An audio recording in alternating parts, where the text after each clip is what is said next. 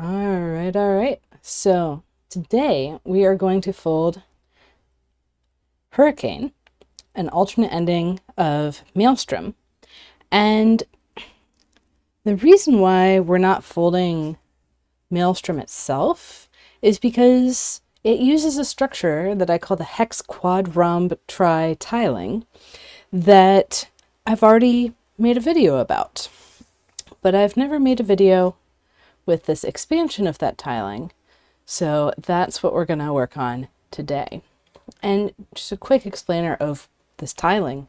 So hex quad rhomb tri tiling would have another rhombus identical to this light green one continuing out this way. But with the tiling we're working with today, that becomes a triangle, and then there's another triangle up above in a position of symmetry. In this base tiling, you would have positions of like a threefold position of symmetry in this triangle, the tan triangle, and twofold position in the middle of the loop of 4 rhombi, thus hex quad rhomb, 4 rhomb. But with this expansion, we're cutting it off at this tiling break, exactly like I do in the Advent of Tess tutorial, by the way, this day 8 of the 2025 series.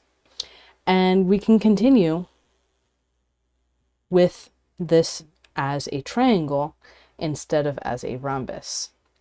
So the crease pattern here, and actually while we're looking here, the difference is for the hex quad rhomb tri tiling, which is what this is colored to represent, with the position of symmetry here, we would have only 2 distinct rhombus twists in the pattern. With the expansion, where we cut it off, we move the symmetry points further out, now we have 3 distinct rhombus twists, 2 triangles that you see in here, and the third that's in the position of symmetry. So there's some extra complexity that we're introducing. We still just have the 1 hexagon twist. So crease pattern. When we're looking at this crease pattern, what we want to find are what twists are used, how they're connected, and where the positions of symmetry are. So we've got the open hexagon twist connected to closed rhombus twists on the same side. Those 2 feed into closed rhombus twists on the back. Then that feeds into this other closed rhombus. So straight out from the hexagon pleat through the through line of the rhombus on the front, we get to another closed rhombus twist. And that is really close to this position of symmetry where we see the same thing on opposite sides of this point here. And sorry, my mouse isn't a bit bigger. And then our other position of symmetry is this open triangle twist. We've got 3 of these closed triangles around it. So our 3 distinct triangles, we've got an open triangle, a closed triangle, and an open triangle on the back. And our 3 distinct rhombus positions, we've got 1 closed on the front and 2 closed on the back. It's just that these 2, one of them has 3 triangles and 1 rhombus connected to it. The other has 2 rhombi and 2 different triangles. So that's what we'll be working on. And now let's just get into it. I've got a 48 division triangle grid on a hexagon, and we're going to go ahead and start folding. Feel free to ask questions along the way. And yeah, that's exactly the difference between Hurricane and Maelstrom, with Hurricane being 4-star difficulty and Maelstrom being 3. That is coming from the explosion in the number of pattern positions. So 1 hexagon, 2 rhombi, or 1 hexagon, 2 rhombi, and a triangle. that would be only 4 positions. My cutoff is if it's 6 positions or above, then it's a 3 category structural complexity. I have a 2 variable system. Both of these patterns use only basic twists, but with 1 hexagon, 3 rhombus positions, and 3 triangle positions, we're up to 7, and that's definitely higher complexity. So starting off with our open hexagon twist in the middle. And the beginning of this is going to be exactly like the tutorial I did for Advent of Tess. So if you're not familiar with all of these twists that I'm using, I definitely recommend going through the Advent of Tess series to build up to this.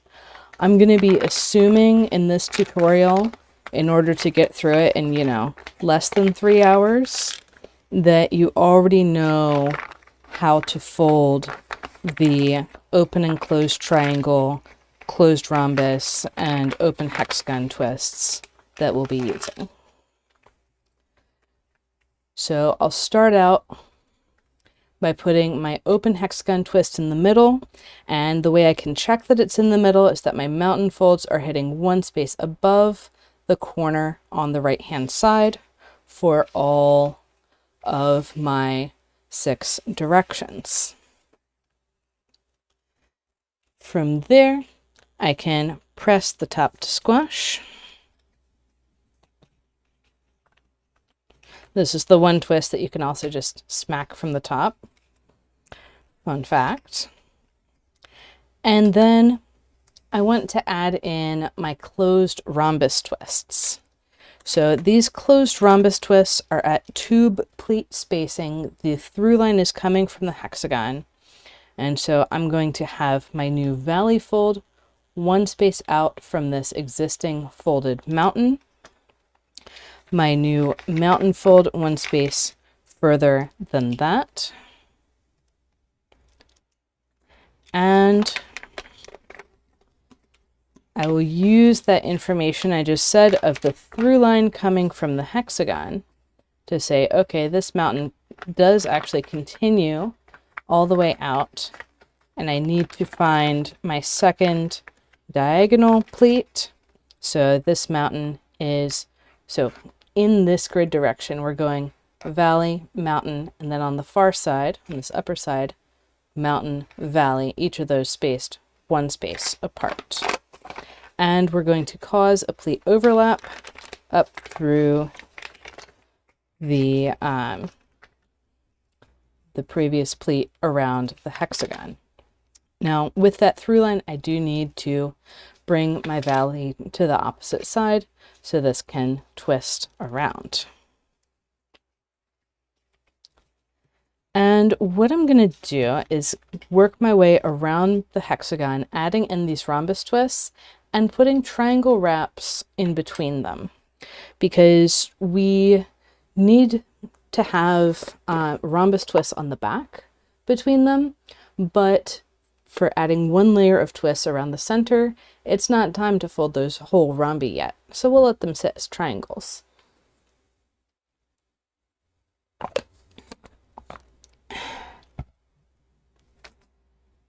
And so I'll set up the next rhombus in the same way.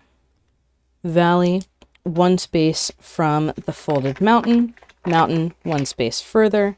This gets me my tube.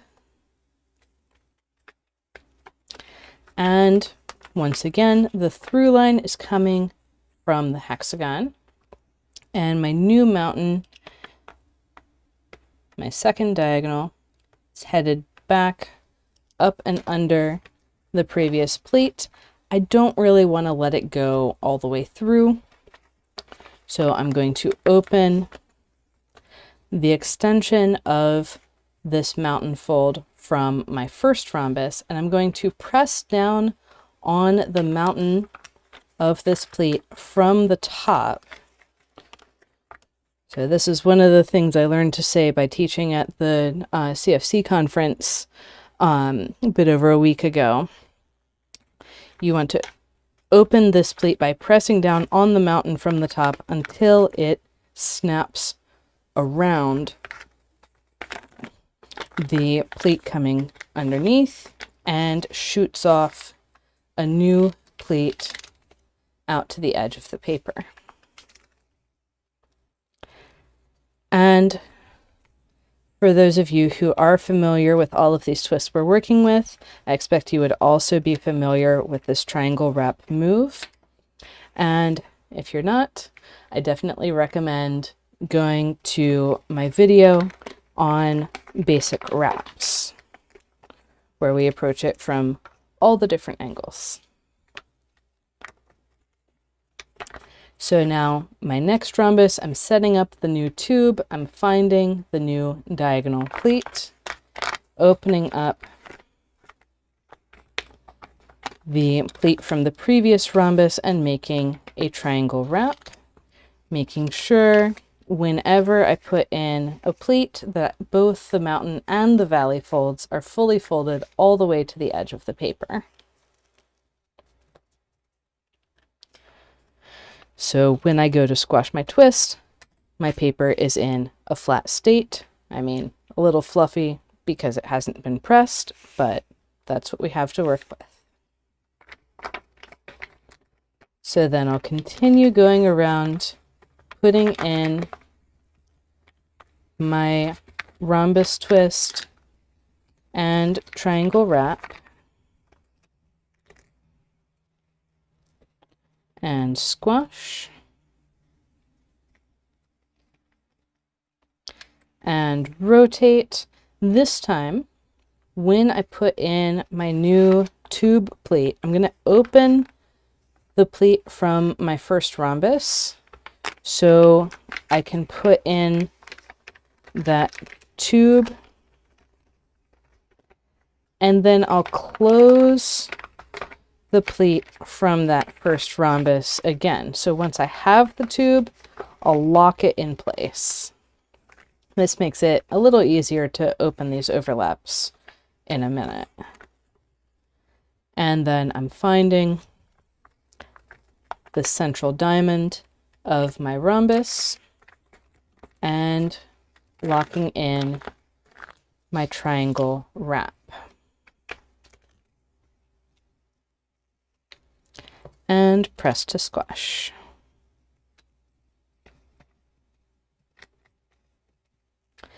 Okay.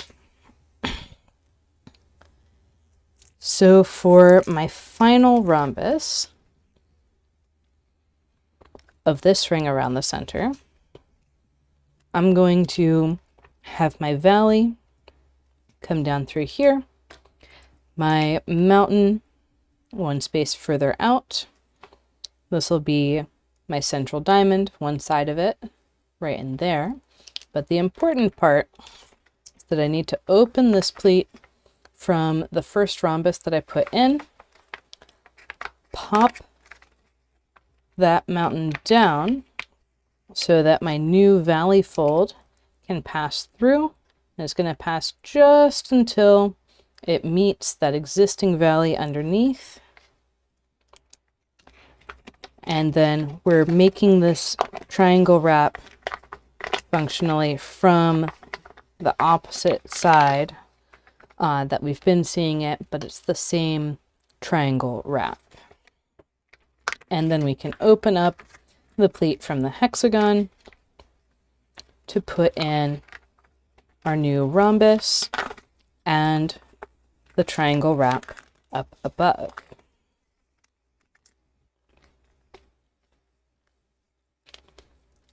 With that in place, we can go ahead and squash our rhombus twist.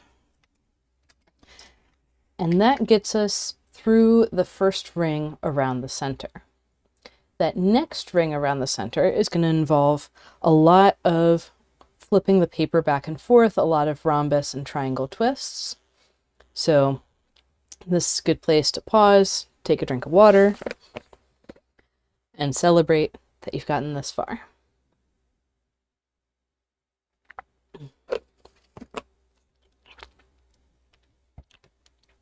So next up, we're going to flip the paper over, and it doesn't matter which way you flip because all 6 of these orientations are precisely the same. And we are going to start with one of these rhombi that is currently set up as a triangle wrap. When you make a closed rhombus twist from a triangle wrap, your central diamond is sitting right on top. So that through line is going to come straight through the middle there. And notice when I'm opening this pleat, I'm not keeping that direction. I'm changing direction so that our pleats are making an X, not a crow's foot. We never want to see 3 single depth pleats lining up in a row right next to each other. And then we can go ahead and squash this rhombus. And let's see. So with that rhombus squashed, we're going to need a triangle and another rhombus to resolve things. And our next, let's see. So one of the things here is all of these rhombi on the back are neighboring twists on the opposite side.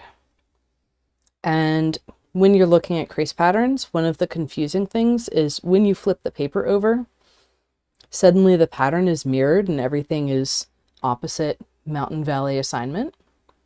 And yeah, earlier, I really enjoy that circle formed by the rhombus twists at this stage as well.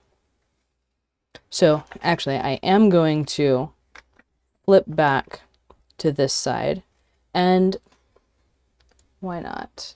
I'll even let you see what I'm looking for in the crease pattern right now. So in the crease pattern, and actually this will be easier to show, whoop, not that one, this one. Okay, easier to show if I can point to both things at the same time. So what I've got so far is this central hexagon with the rhombus twists around it, and I just folded one of these rhombus twists. And up above it, I've got this open triangle. So this is the kind of tricky part. I need to know when I need an open triangle and when I need a closed triangle off of this rhombus twist. And the signal that is going to allow me to place this rhombus twist is that these mountain folds are 2 spaces apart. So when you're folding, all the twists are rotating around, the pleats stay in the same orientation. And so when I open this up, I can find the spacing to run that mountain fold in. So it's 2 spaces away from this existing mountain fold. And then I can use that to set up my open triangle twist. So I'm outlining 1 grid triangle in there. And this mountain fold is heading back, and we can turn that into a triangle wrap. So the twist won't flatten until we have the triangle wrap. And press to squash.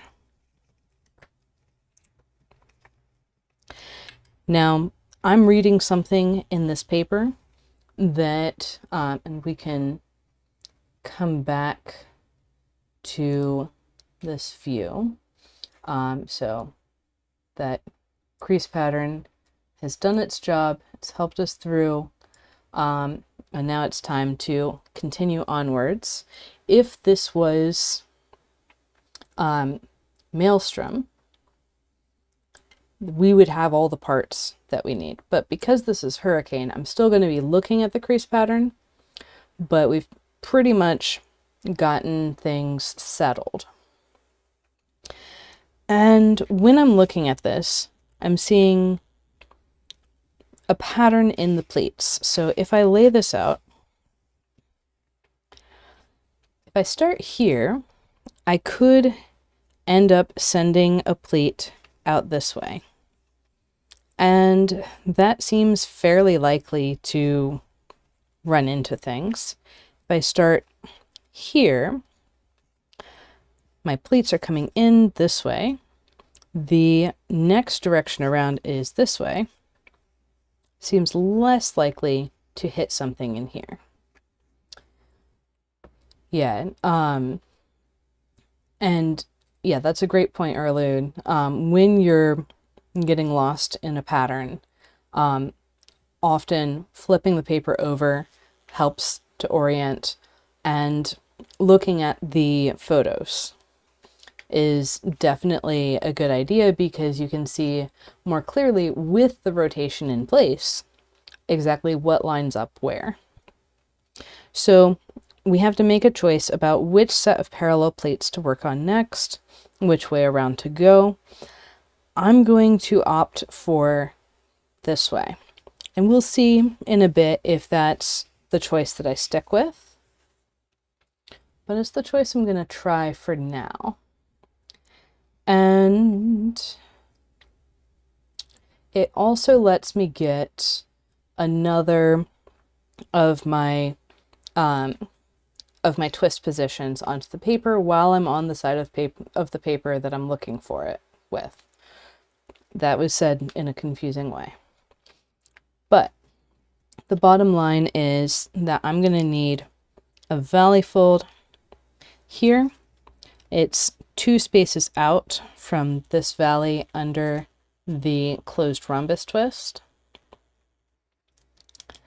And I'm going to put a closed triangle twist onto that intersection of grid lines. So I'll open up and notice this valley is hitting this mountain at 60 degrees. That calls for a compound wrap, where instead of the valley going straight until it hits the valley below, it bounces on the mountain and it bounces again on the valley. And the mountain folds are following 1 grid spacing away. Again, if you're not familiar with the compound wrap, I'd recommend checking out my basic wraps video or working through the Advent of Tessellation's 2025 series, and then come back and work on it once you're more comfortable with those twists. But we have a lot of area to cover today. So we did the triangle wrap. It's feeding into a compound wrap. We can flip over, and now that compound wrap is turning into a rhombus twist. This triangle, the triangle wrap also needs to turn into a rhombus twist, and I'm going to argue that even though they technically don't have to happen at the same time, it's going to be easier for everyone involved if we go ahead and open up this pleat that's passing right under our rhombus twist. It makes it easier to squash. And you might be saying, well, hold up. If we put in the second rhombus twist, that's going to make it harder to squash, isn't it? Because now that pleat is going directly under the twist itself. But remember, we have a trick. We are going to do a triangle wrap, which in this case, notice these 2 mountain folds are parallel grid directions, or parallel grid lines. When we do the triangle wrap, that's going to pop into that chicken foot orientation.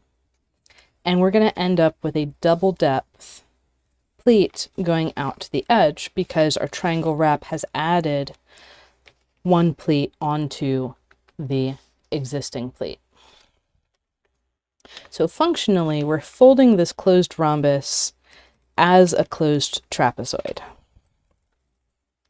temporarily.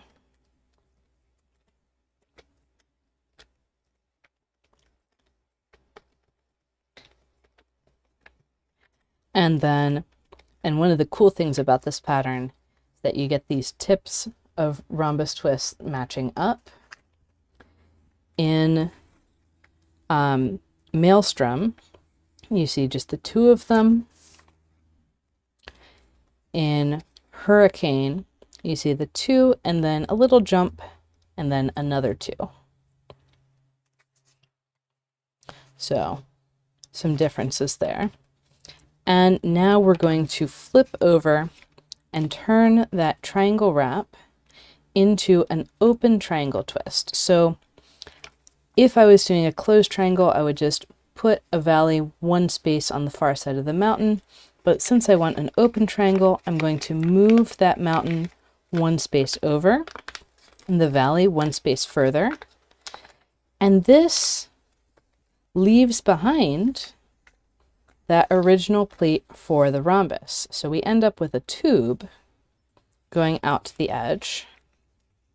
And then we can squash our triangle twist. From here, I'll continue around doing the exact same steps that we just saw with the valley fold at tube pleat spacing. I'll open up the pleat from this rhombus to put in a compound wrap.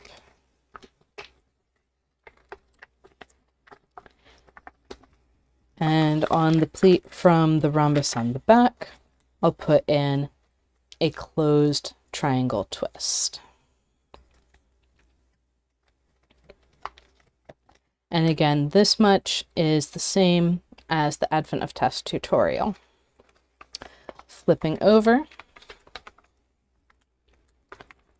I'll set up first one rhombus, and then I'll go ahead and set up the second.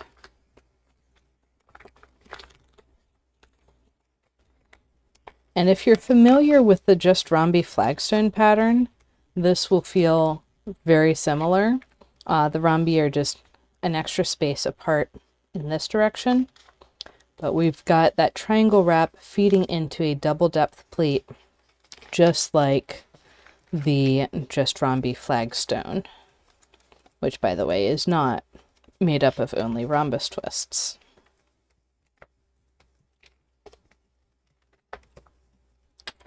And flipping back, we're going to shift our mountain fold over, being aware that we're shifting the mountain fold of one of the two pleats that are currently fused. So we're leaving a mountain fold behind, one space from the valley down below.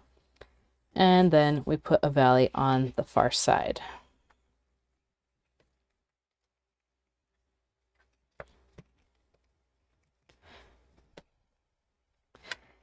And then we repeat, putting in the compound wrap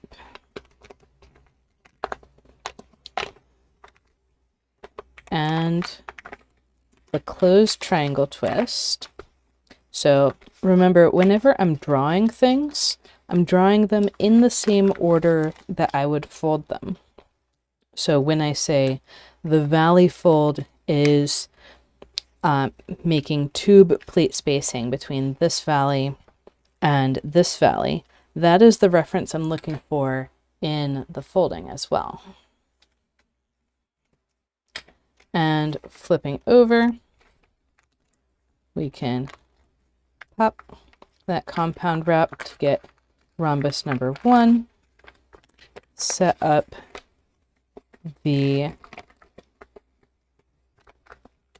pleats for rhombus number 2, And you'll notice there I didn't bother emphasizing the pleat from rhombus 1 out this way. I just let the triangle wrap form. That's something you can do when you're more comfortable setting up these twists and getting them in place.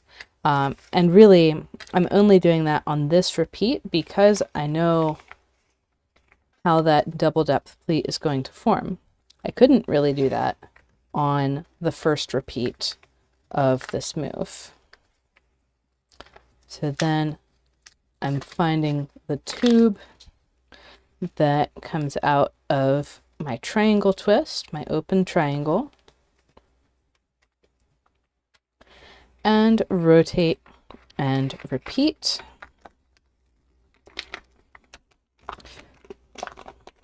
We'll see a slight variation in the repetition in the next set of parallel pleats, but for right now, these are precisely the same moves that I just did 3 times.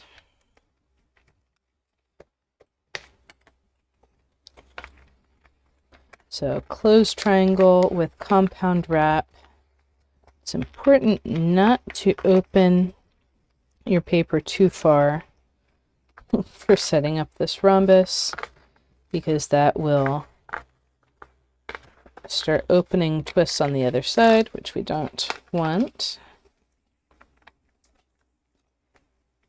So we want to be kind of surgical with the precision of, okay, we're opening this layer with force in this direction, and we're opening just enough,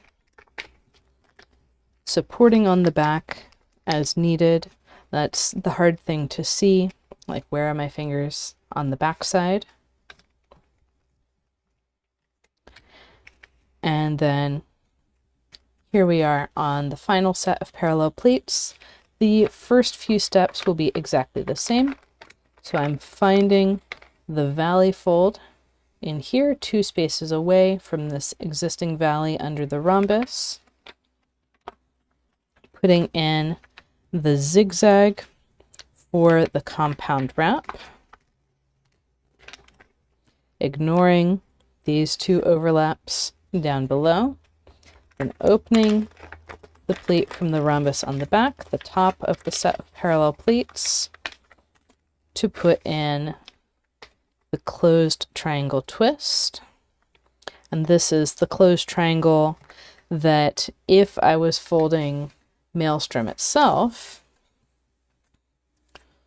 would be a closed rhombus, and we would be setting them up this time as 3-way intersections to wait for what's coming next. But since we're folding Hurricane, they get squashed. And flipping over,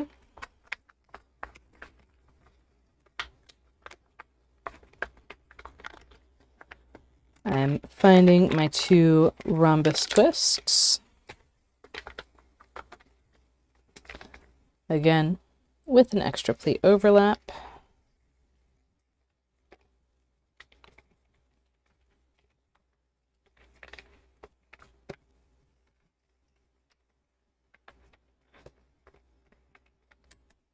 and flipping over. I can set up, I'm putting my finger under there to reinforce those 2 mountains that I want to form, and squash my open triangle twist. And here we have options for how to proceed. I'm going to assume that it's going to be easier to set up and squash the rhombus twist on the back than it is to set up this triangle with a triangle wrap feeding into another triangle wrap that in this configuration is going to be a little bit harder to do. So I'm going to flip over, and I've got that triangle wrap that I need for my next rhombus twist. And notice how the paper is setting up here. I have this mountain fold from the triangle wrap that I need to get rid of. That's currently going all the way to the edge. So I'll get rid of that. And then I have this mountain fold that's kind of diving into a hole there. And I lift that up slightly. I'm not going to run it all the way to the edge because I'm immediately going to make a triangle wrap. And if you need a reference, this is tube pleat spacing. And then finalize the pleats for my rhombus twist.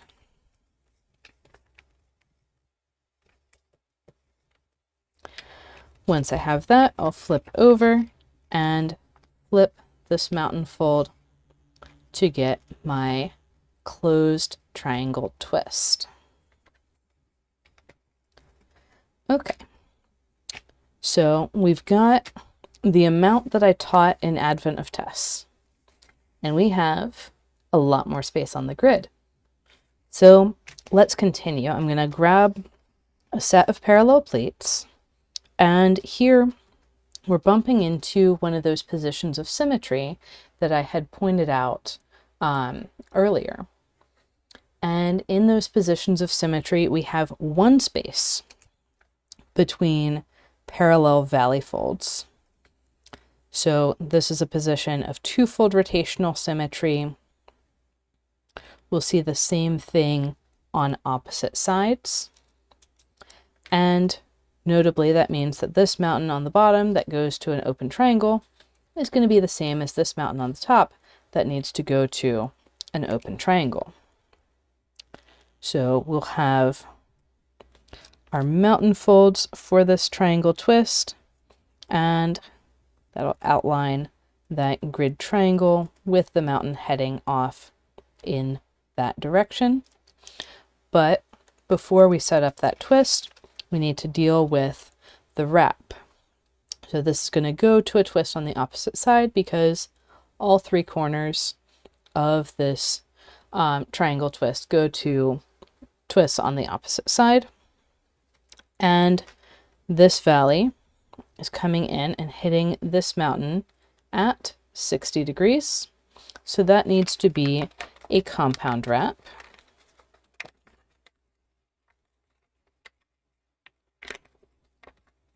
And by the way, when I was figuring out all of these wraps, I figured it out by seeing what laid flat first. And then when I was asked to explain, I've only then figured out, oh, it's 60 degrees compound, 120 triangle. So that's what's going on. And then we can open this pleat above and find our third mountain fold and the accompanying valley for our triangle twist. Now, it's a really good thing that we have the compound wrap as a tool in our arsenal, because you'll notice this mountain fold cuts under before the corner of the twist. If we were doing a pleat overlap, we'd be screwed. But since we have the compound wrap, we can squash and have this corner of the triangle come out one space past the pleat that goes under it.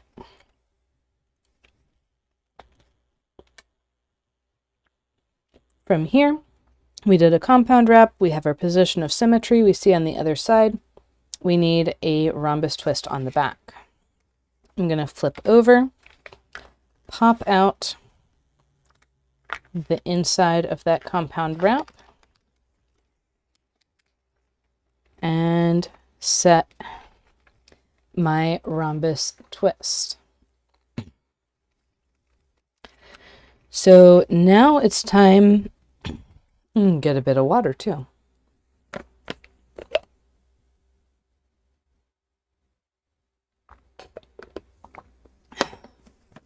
Now it's time to add in the final twist position that we have in the pattern, and that is the triangle twist in a position of threefold rotational symmetry. So this will be an open triangle on the back.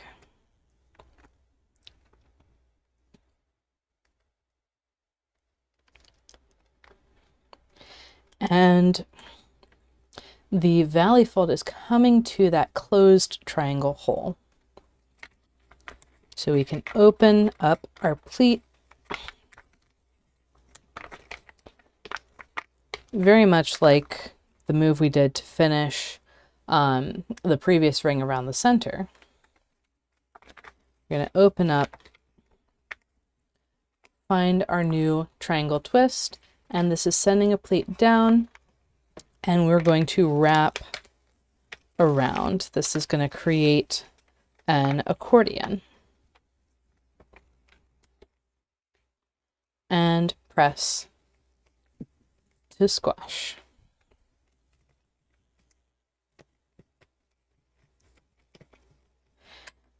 Flipping the paper over, we'll take that triangle wrap and immediately turn it into a closed triangle twist. So already we can start to see, okay, there's 2 closed triangles around this open triangle. This is a position of symmetry. We need a 3rd closed triangle, and that's exactly what we're going to do next. We're moving on to the next set of parallel pleats and putting in our closed triangle twist.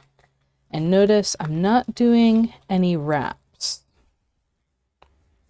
We'll get there, but not yet.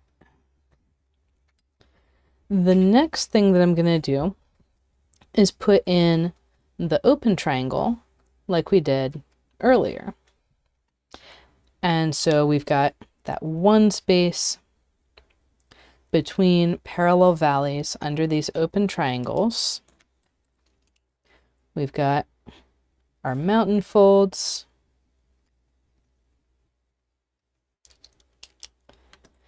And I'm going to open up this pleat overlap.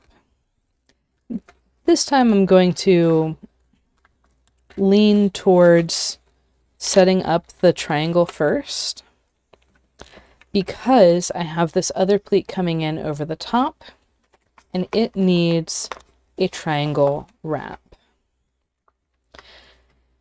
And you might be thinking, oh, so we're going to squash a triangle twist on the other side. No. We have 3 positions of triangle twists: the symmetric one, the closed, and the open. None of those lead to a triangle between the closed and this open. So that is going to be a placeholder for a rhombus in the next ring around the center. When I'm starting a ring around the center, it's always nice to start with a triangle, because I'm very confident that a triangle can always be placed, because a triangle, if you think about it, is 1 tile width in all 3 directions. A rhombus is 1 tile width in 2 directions, but 2 in the 3rd. Hexagons, you can never do in one go. There are 2 tile widths in all directions. So that's part of what I'm thinking about. So we're getting a triangle's worth of that next rhombus, but we're not getting the whole thing. And then, so I would never go ahead and squash this triangle, because of this pleat going through it. I would be adding new folds. That pleat is adding layers inside of the twist. So I'm going to pop up and do my compound wrap to separate out those layers. And now I'm free to squash my open rhombus twist. And flipping over, I'm ignoring this triangle wrap, because as we discussed, that is going to be a rhombus later. In the same way that that rhombus and that rhombus are in the same relationship. Actually, it would be that this rhombus is in the same relationship to this triangle. Needs to be a rhombus, doesn't need to be there yet. But this compound wrap, anytime you have a compound wrap, that already has all of the pleats that you need to fold a rhombus twist. So if I have a compound wrap, I'm free to finish the rhombus. If I just have a triangle wrap and it needs to be a rhombus, I'm going to wait.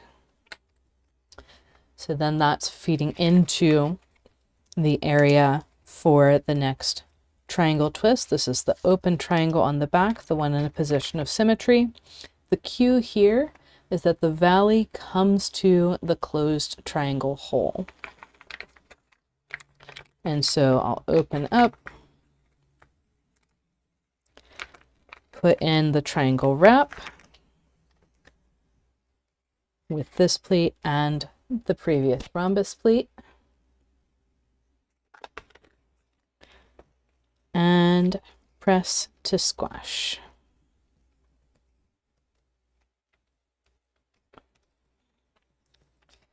I'm seeing there's some activity in the comments. I'm reading there have been situations where I do a compound wrap to be flat on one side, and as a result it's no longer flat on the other side.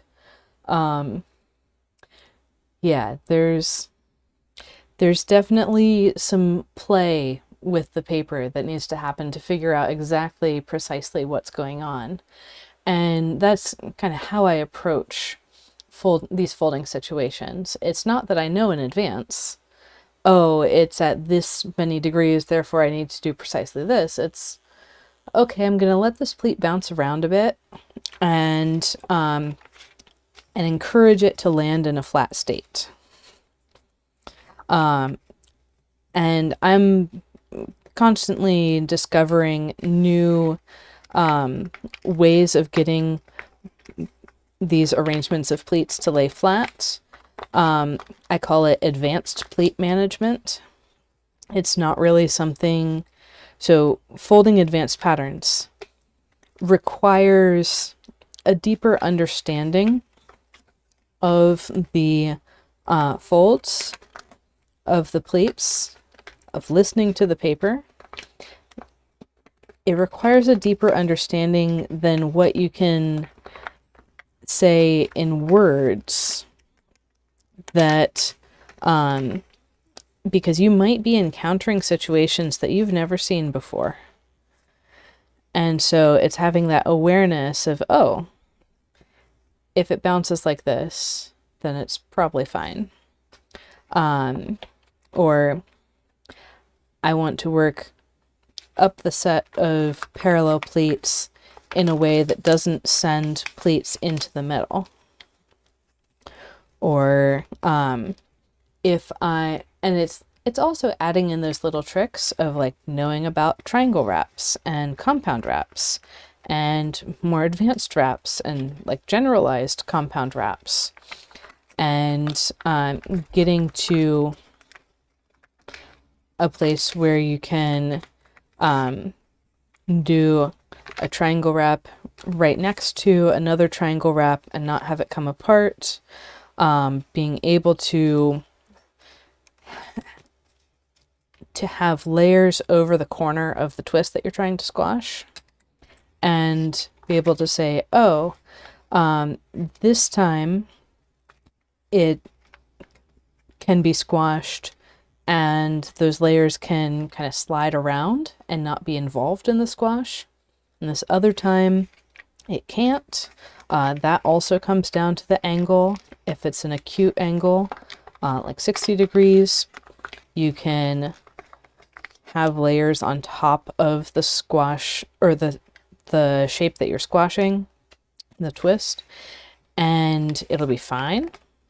If it's an obtuse angle, well, then you need to pop some things out and do some extra special wraps and and do some extra work to get that in place. But it's also about feeling, like I was just doing in there, oh, is the paper happy? Is the valley staying on grid lines? What are my options here? And listening to when the paper tells you to slow down. because you may think that you've done everything by the book or exactly correctly, but the paper may be telling you otherwise, or it may be telling you, hey, something tangled up in here and it's not sitting right. So all of those are possibilities when it comes to folding these fairly complicated patterns. I mean, anytime you have a rhombus next to a hexagon, you can know right away that you're going to have these pseudo tiling breaks where you have stopping points halfway through a twist. Like, that's a given every time that you have a rhombus connected to a hexagon. And so we're hitting some of those, or we're hitting our first pseudo tile, or nope, no, we had one in the first ring around the center.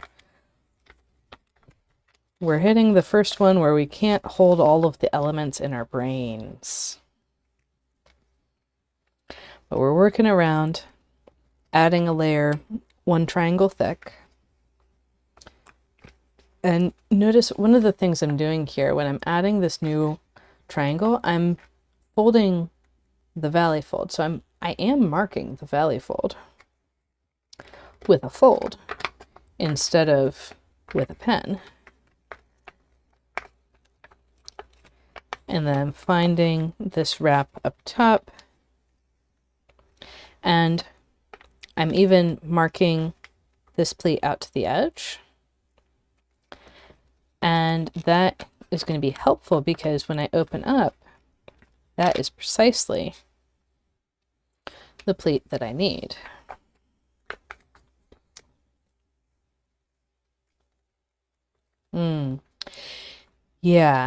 Yeah, so it's definitely hard to translate. Just going from the hand movements to words, and even more so in different languages. Like if I was trying to say all this in Spanish, which is another language that I do speak, but it would be a lot harder. And I would be pulling in terms from English all the time.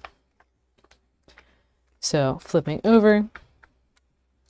And there's a bunch of these little scenarios, like this next one.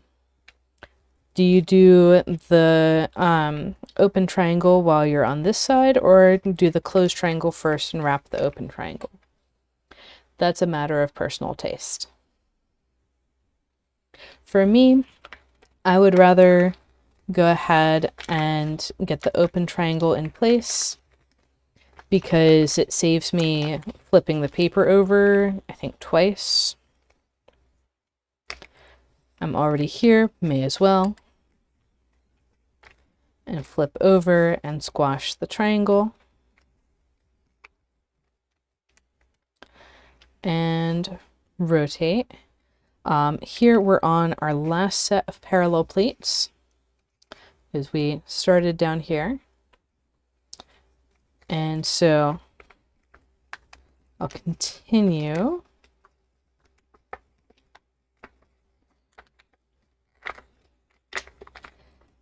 And one of the things that I look at with these sets of parallel pleats is we're making a pleat overlap, and then we're moving it down and down and down and down until it joins the next set of parallel pleats. So as I'm putting in the next twist, and the next and the next and the next, I'm moving this contraction in the paper across. It's kind of like a knitting machine, where the yarn is going around and around and around, and you're interacting with it and looping it in with what's already in place, just with contractions in the paper. And so as we're moving, now it's moving up instead of down. And depending on how complicated your pattern is, this might jump around and go back and forth a little bit. With this one, it's pretty smoothly moving around.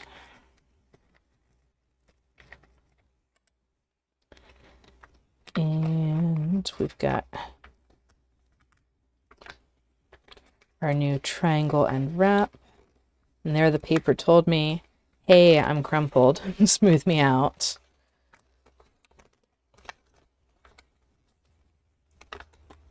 I'm going to check that from the other side. Yep, still crumpled, but I can pinch mountain fold. Can't pinch a valley fold.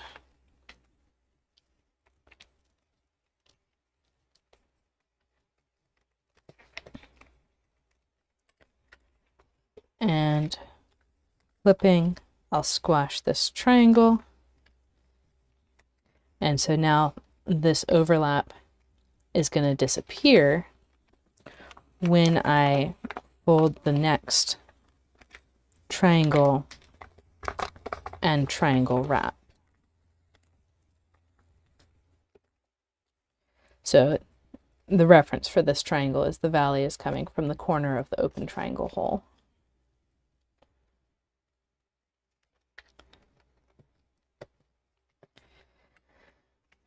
And so there we've gotten all the way around. So now we're feeding into that next set of parallel plates. Oh yeah, the language that you learn a skill in definitely has a lot of power over your vocabulary. And a lot of the words that I'm using, triangle wrap, compound wrap, I mean, even pleat overlap, I had to define those for myself. So hopefully what I'm doing with these videos is spreading this terminology around so people have a common language for what they're folding. So now we've worked our way around, we've gotten all the way around, and we're at this triangle wrap that needs to be a rhombus twist. And now in this new loop around, new ring around the center, even this terminology of loop of twists around a flat space, ring of twists around the center, and this is my own terminology.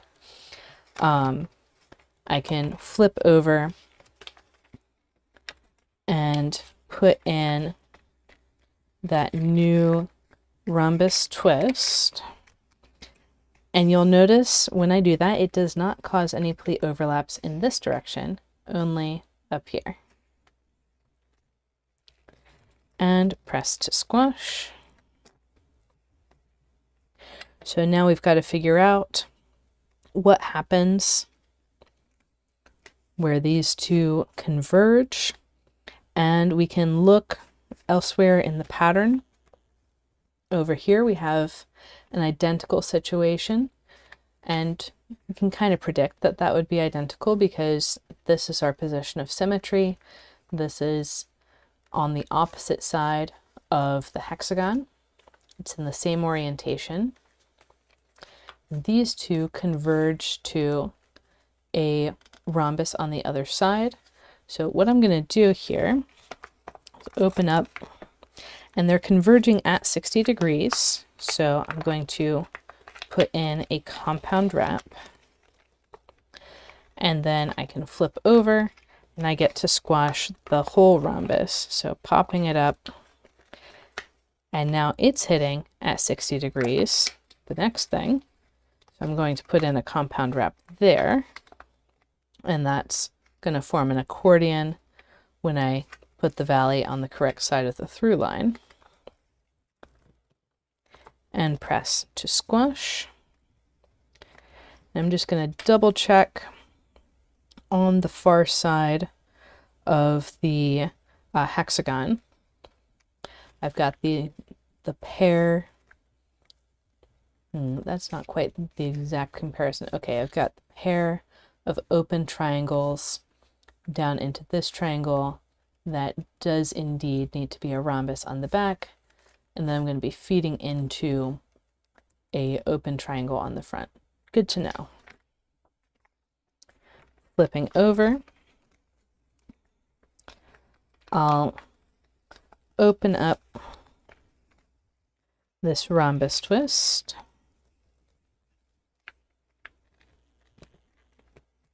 So now we have that point to point, and then the symmetry point and another pair of point to point. And in here, so I'll find an equivalently oriented triangle, because those triangles are symmetry positions. I don't need to find the one exactly, like the one exactly on the opposite side of the hexagon is actually rotated halfway around. So I'm looking for 2 over. And the next thing up in here is a rhombus twist. But let's go and fold that triangle first, maybe. Well, let's see. Let's see. Because what I'm seeing is that I need a mountain fold coming under the corner of this rhombus. And if I do that, and so I'm opening up the pleat overlap, laying the rhombus back down, looking for that mountain, because I don't want to look for with the rhombus open. I want to see when it's folded, then what? Then I have this triangle wrap that causes a double depth pleat, and I do want to make sure that my layering lets the single depth pleat stay flat and then wrap the double depth around, just so my paper is a little more secure. And this only gives me a triangle wrap up above. We will be folding that whole rhombus, but not until we jump to the next set of parallel pleats. Flipping over, I'm going to turn that triangle wrap into a whole open triangle twist. Probably on the next set of parallel pleats, I'll go ahead and flip over and fold this triangle directly, because it's just, I need to come over here anyways to squash the triangle before I can proceed with the rhombus. And then flipping over again, I can put in my new rhombus twist. This has a very skinny pleat. So the way I set that up is I found the mountain folds that I need for my rhombus, and I brought this all the way in and then folded it over. So that's what's going on here, and we also see that very skinny pleat in 2 other locations, so this is expected around that symmetry position. And press to squash.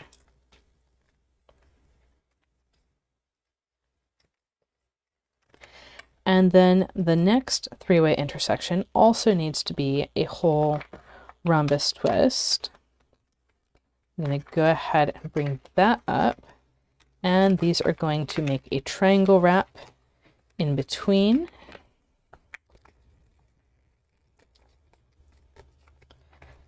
And that wrap is going to the next rhombus on the front.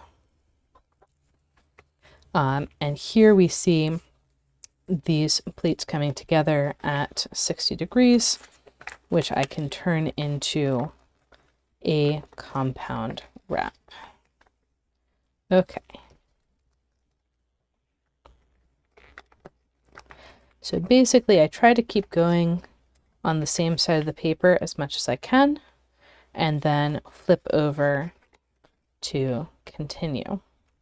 So that one is going to be like these guys, a closed rhombus on this side, but if I did that, it would send a second pleat through the set of parallel pleats, so we're not going to do that.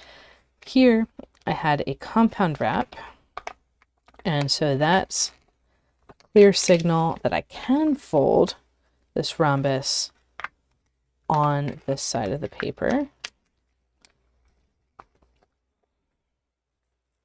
So in the next ring around the center, we're going to actually get into the repeats of the center. It's been a bit. This is why we're working on 48 divisions. And continuing around, I did a compound wrap down below. So that will be a whole rhombus down here. And this is the point where I experimented last time, decided to flip over and fold the open triangle. And this is so like this one up here, we're coming to the back end of the slit to put in our valley fold. We're opening that slit up. And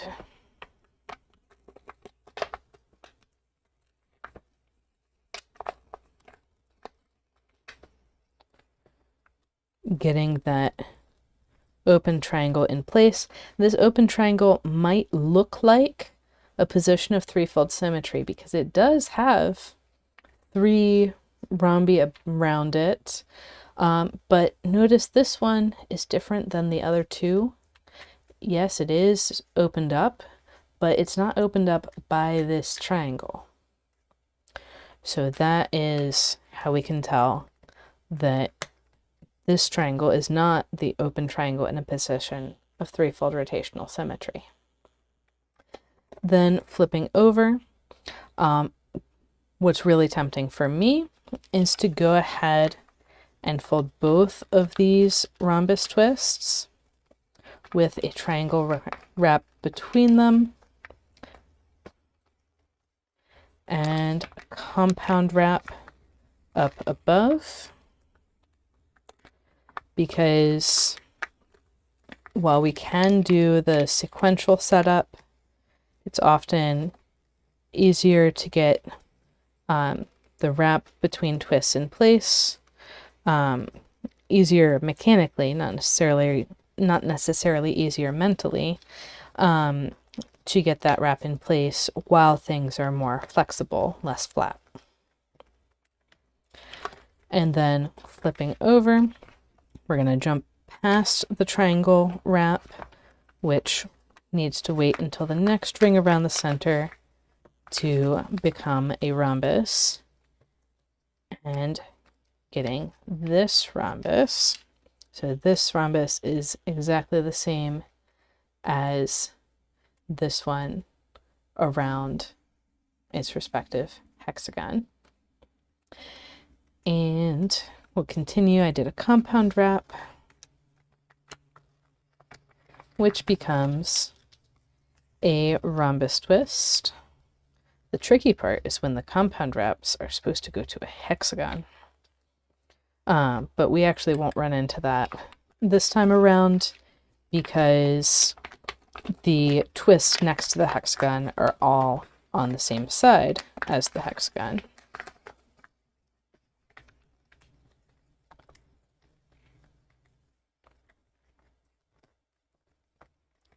But yeah, just like a triangle wrap could become a triangle or a rhombus, a compound wrap could become a rhombus or a hexagon or a trapezoid, but we're not folding any of those today.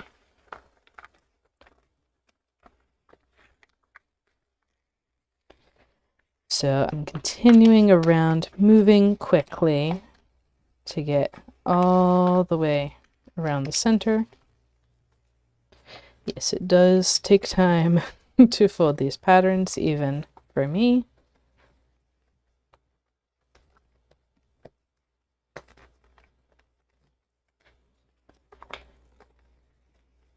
And then compound wrap turns into a rhombus twist and causes another compound wrap. I'm following the pleat overlaps around and around and around.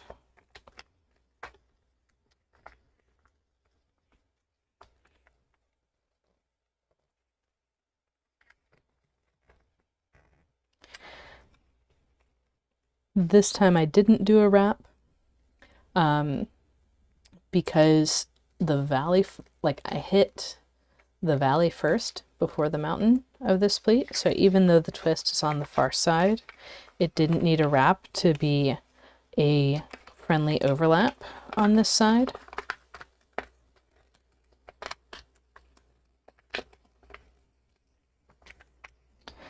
Again, that is something that I didn't know beforehand. I just experimented a lot, and that's what came out of the experimentation. And here again, you'll notice that I'm setting up that triangle wrap before I really even have these rhombi fully formed.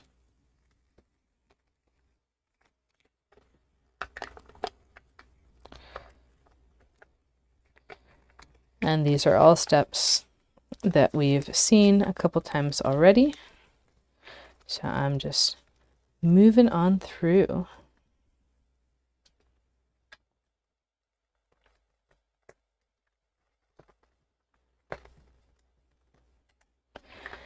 And flipping over,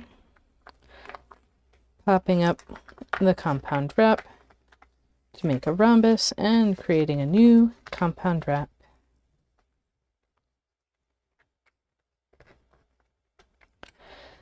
And flipping over, popping open the compound wrap to create a rhombus and letting that overlap. If I was opening this stuff on this side, I wouldn't be very happy about it, but since I'm opening it on this side, it's not a problem.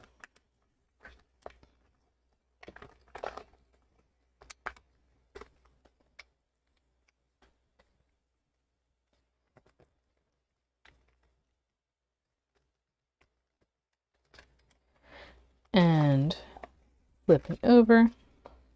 This will be my last set of parallel pleats for this ring around the center.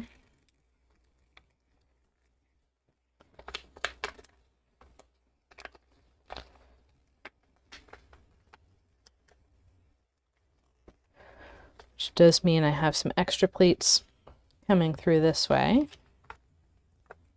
Should just be one extra.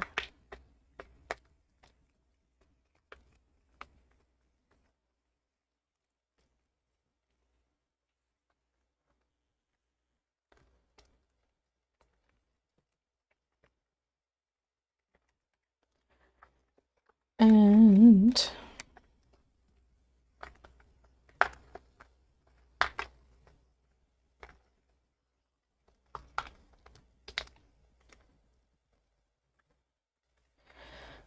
rhombus with compound wrap.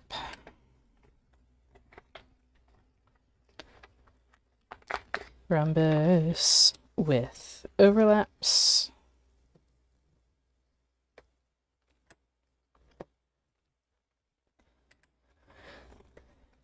And this is the part that'll feel a little bit different.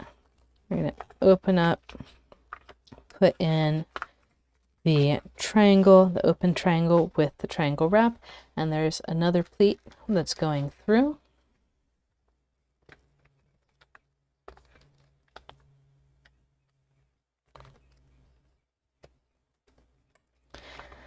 Flipping over, I'm going to make that triangle wrap into a rhombus twist, and I need to pop down the pleat from the rhombus up above so I can run the pleat from the new rhombus over the top and around to make a triangle wrap. Not so scary.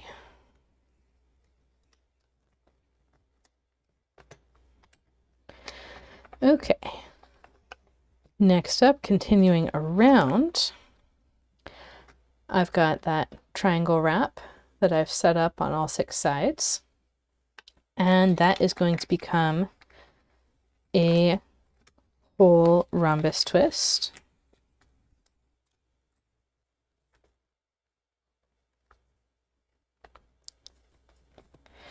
And these 2 rhombi together feed into a repeat of the center.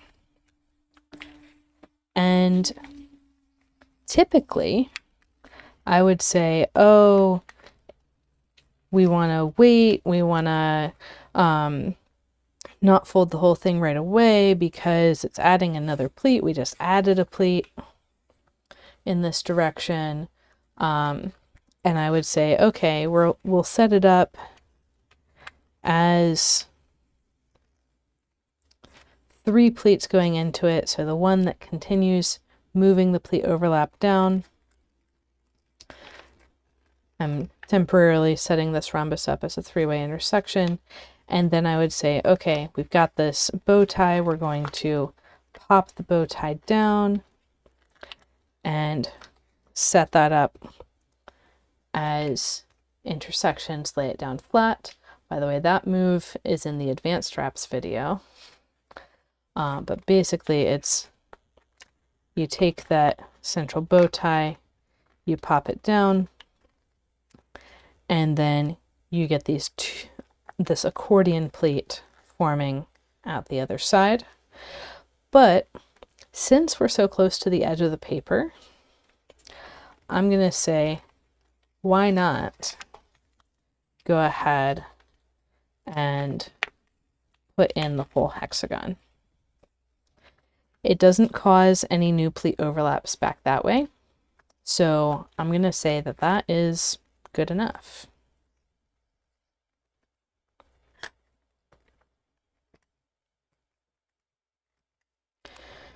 So if I had 64 or more divisions, I would be doing this as a half hexagon, leaving it flat until I come back around for the next ring. But in this case, we're doing the whole thing. So off of the hexagon, the next thing I need is a rhombus. And this rhombus is causing a triangle wrap with the next, the pleat from the next triangle.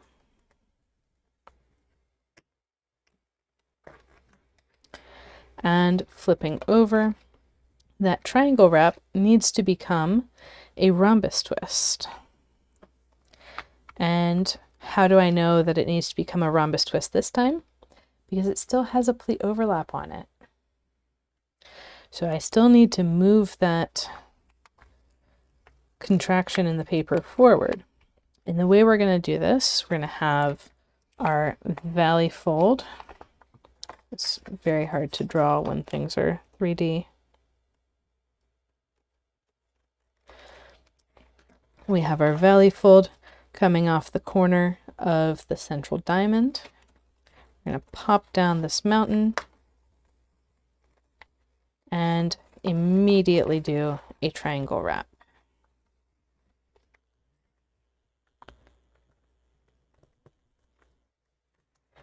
And press to squash.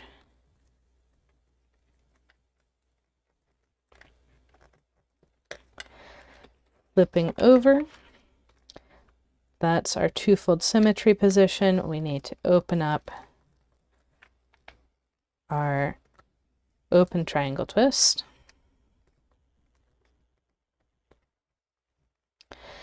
And then continuing on down, when I put in my rhombus twist, now that demands a compound wrap under the triangle corner.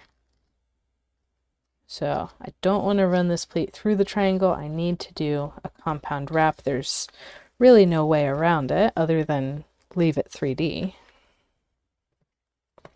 So now before I get into the hexagon, I'm going to fold that rhombus. It's a compound wrap, so I can go ahead and fold the whole thing.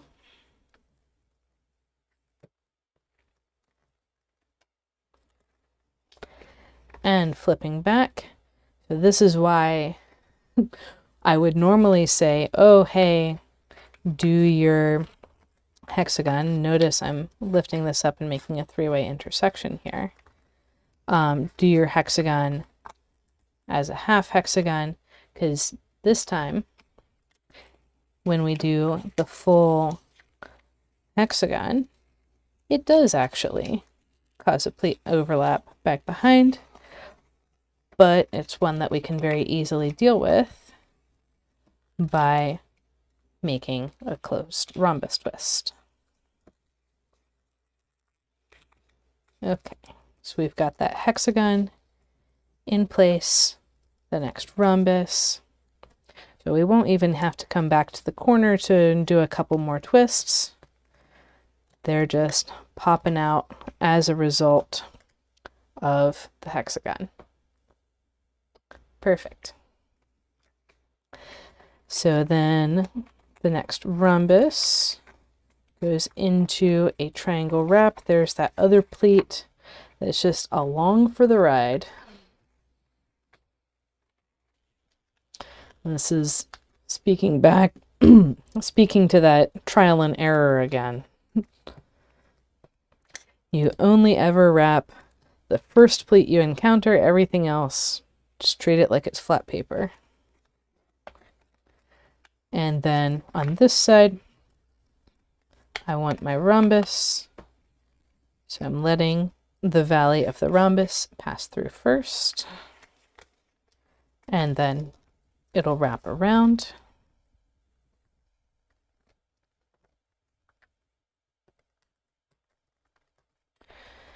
And flipping over, I need an open triangle.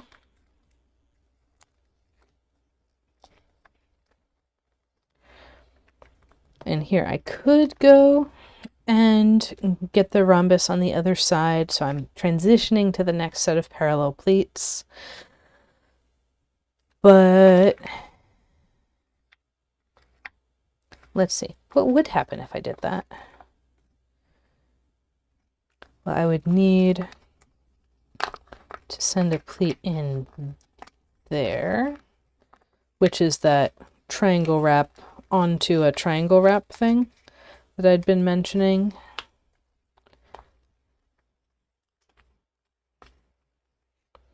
And so I can find it. Is it easier to find it this way? No.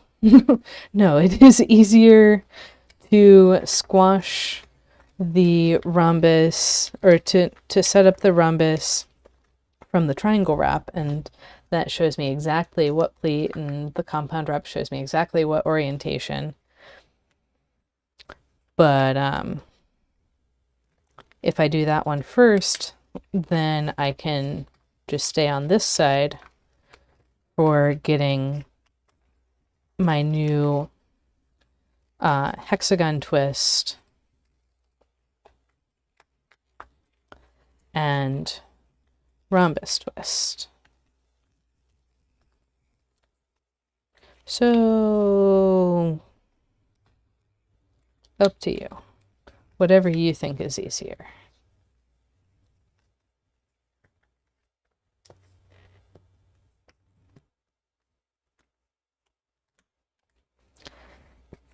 And then a rhombus and a triangle wrap.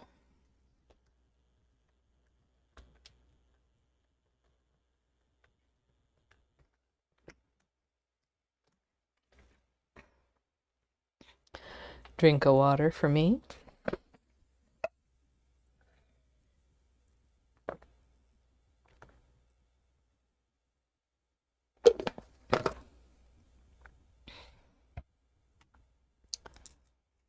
And another cough drop, because it's one of those days.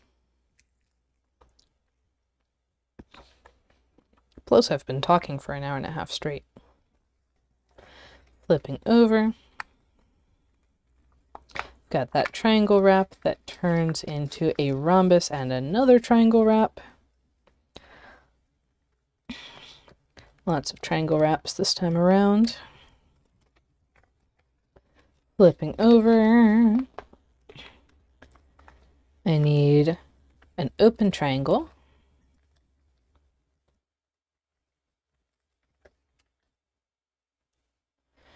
And then, yeah, I don't know. I like this better with the triangle from the triangle wrap and the compound wrap back behind.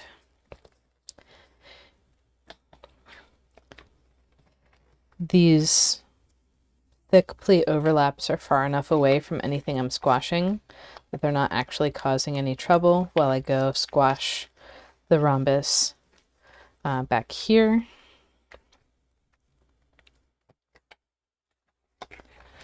And then I come back and find my new hexagon and rhombus. So if I was doing the hexagon as half a hexagon laid flat, I would not have this rhombus. It's just because I went ahead and did the whole dang thing. And if I had more grid, that rhombus would not be the only thing that I would need from folding the whole hexagon. I would have a whole other set of pleat overlaps off of this pleat.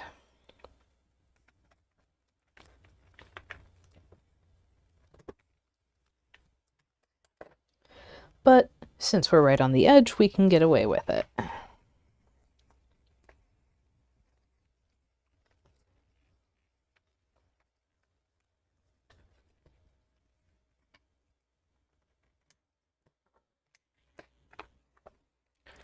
And flip.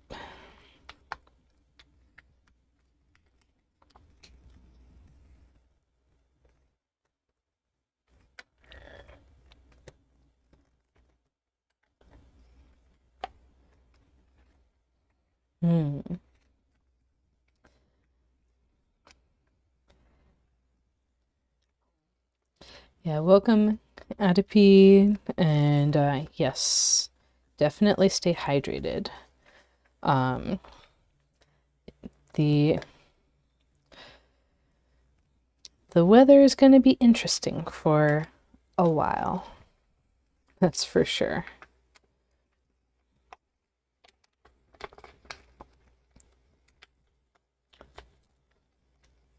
I've been hearing about more and more probable forecasts of an El Nino pattern for this year. So definitely looking at a hotter summer, and we're coming off the back of 2 fairly hot summers. But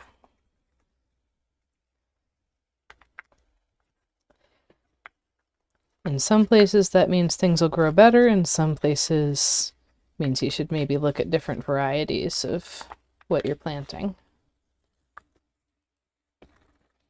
But I've already got my tomatoes out in the ground, which for late May, that's a season where we would usually still be under threat of frost, getting less and less likely by the day, but our historical average last frost date has been like May 20th or so where I live, and I put my tomatoes out before that, and I don't expect that they'll see less than 45 Fahrenheit.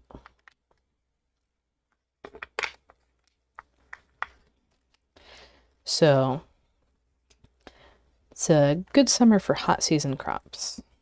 I also have 2 tomatillos, 3 eggplants that are planted. I did all of my my big stuff from seed this year, so that'll be fun. Oh, still snowing in Norway. That's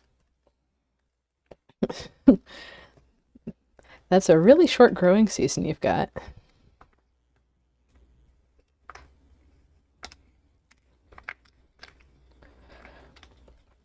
But yeah, one of the things that I've learned to do with the garden is plant so that no matter what the weather is, I'll be happy about it for some reason. So I'm also going to put out some pea seeds, and those are more of a cool weather crop. So if it's cool and rainy, I'll be happy for the peas. If it's hot and sunny, I'll be happy for the tomatoes and eggplants and tomatillos. And I also have normal potatoes and sweet potatoes and garlic and a bunch of nasturtiums and marigolds out too. And well, my mushrooms, if you get my emails, you'll know that my mushrooms are going crazy right now. I just planted them in the fall, and I have them outdoors in mulched beds or with wood chips, not precisely mulch. And yeah, they are going nuts, harvesting 2-3 times a week. And they enjoy the cool weather. So there's another thing that I get to harvest when it's cooler out. Okay, so we're starting to hit the places that are different because we've made it all the way around. Again, different, not necessarily any harder. But this time when we fold this open triangle twist, we already have the pleat going under it. So I'm going to put in the compound wrap before I squash the triangle, instead of waiting until after.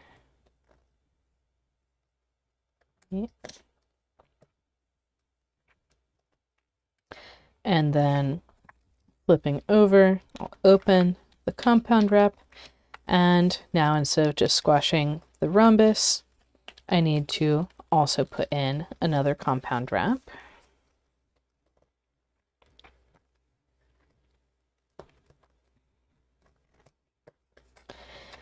And then the hexagon's already finished, so it's down to this last rhombus twist. And there we go. So going back to the beginning of the chat, like the reason this is a 4-star pattern is because it takes 48 divisions to get 2 repeats of the center. So yeah, yeah, 50 Fahrenheit shorts and t-shirt, I resemble that. I started wearing sandals a couple months ago, and even when it got down to like 45, I was like, nope, still wearing sandals. So this is Hurricane. We've got these pairs of rhombi that are rattling around on the back side. It's a very nice pattern. It's got that kind of storm swirl that Maelstrom and Hurricane are named for. And if we take a look at the backlighting, that circle really pops. You can see it starting to form on the edges. Then we've got more triangle chaos in between. So there we go. And just for comparison, Maelstrom has those circles much closer together.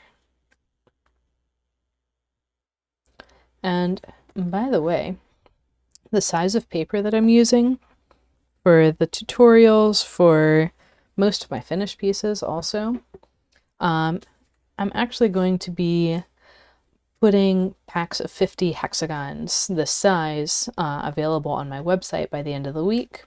So that is something to look for, something to look forward to. And that is going to be all for today. Next week, I don't remember off the top of my head exactly what I'll be doing. I can check in my notes real quick. It'll be, oh yeah, oh right, that giant grid that I'm folding. I'll be folding another pattern in the open hex closed try series on a massive sheet of Skytone. So happy folding, everyone, and I'll see you for the next one. Oh, and if you want to get better at reading crease patterns, at learning these moves, at feeling what the paper should be doing, it often helps to get more repetitions of practice than you find in a single tutorial, which is why I have 50 lessons, video lessons in my Tessellation starter sequence course, which I highly recommend to build the skills to be able to fold patterns like this one. So happy folding, everyone. And you can find the link for the starter sequence in the description. See you later.